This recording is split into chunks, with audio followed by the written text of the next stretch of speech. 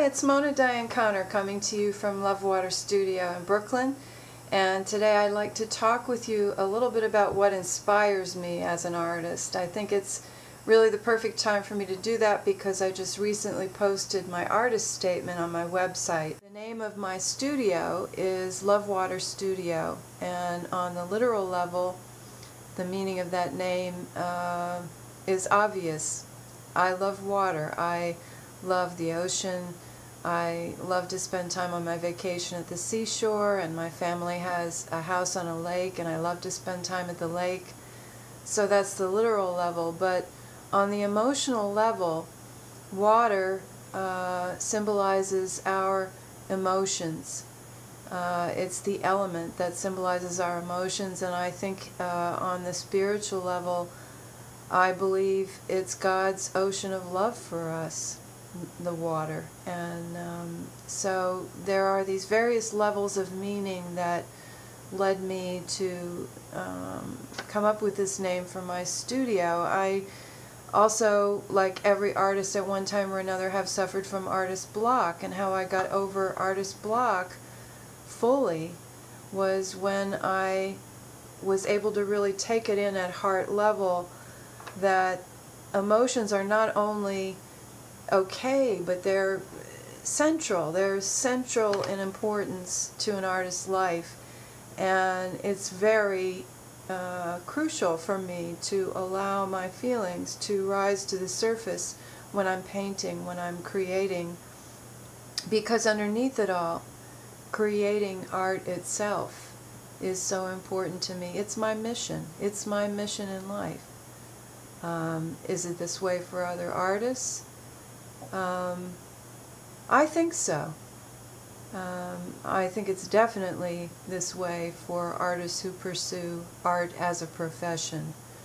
I certainly hope this is how other artists feel, but I know that for me, it is like a mission. It's like a minister is preaching.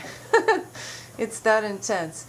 And I think once I realized the importance of emotions in my as my driving force in my creating my work, that also is really underneath it all in how I named my studio Love Water Studio, because it reminds me that I love my emotions, and my emotions are my guide when it comes. My emotions and my intuition are my guide when it comes to my work. I think it's important to have your own inspiring mentor figures in your life as an artist, and I want to share with you two of my important mentors. One of them is Amritananda Ma. Here's a picture of her. Beautiful flowers surrounding her. Her nickname is Amachi or Ama. She's my guru. And another one is Mother Mira. And here's a picture of Mother Mira. Mother Mira is like a lightning bolt. She is really something. Both of these women are very powerful figures in my life. Here's another picture of Amritananda Ma meditating. And here's a picture, a miniature painting that you may have seen either on my Ruby Slippers blog or on my website. It's still for sale, and it is an eye portrait of Amachi meditating. And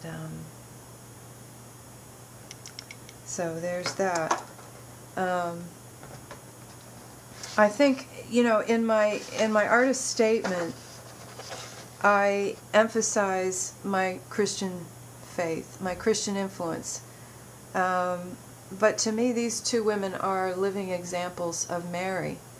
And so I worship them, even though they are Indian in culture and in orientation.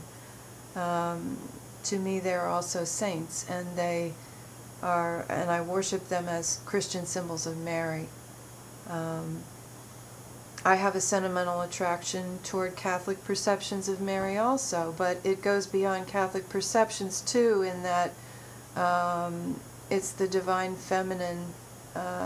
It's the divine in the feminine itself, and it's something very important, I think, but forgotten in our patriarchal society, that there is power in the feminine aspect of the divine as well as the masculine aspect of the divine. And this is coming out in the spiritual portrait series that I'm doing for Grander Joy of Spirit.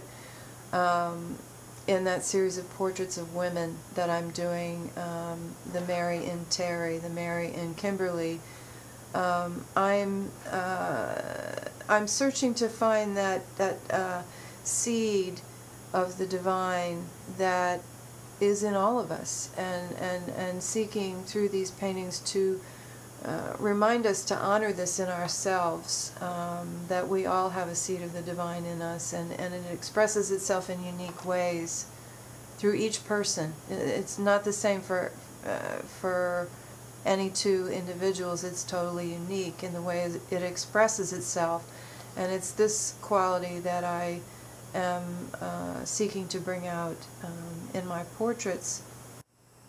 I will also say that my experiences with a form of hands-on healing called Reiki have played an important role and had an influence on my art.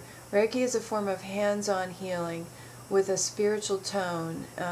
It comes from a Tibetan Buddhist but also Christian origin, and it's just that certain spiritual experiences came my way through hands-on healing, that I, both giving and receiving treatments, that I couldn't have experienced any other way.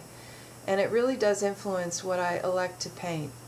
Finally, I hope it brings a little inspiration your way just to read my artist statement itself. It's going over the fact that my inspiration comes from a spiritual place, and that this is the tone that I try to bring into my work.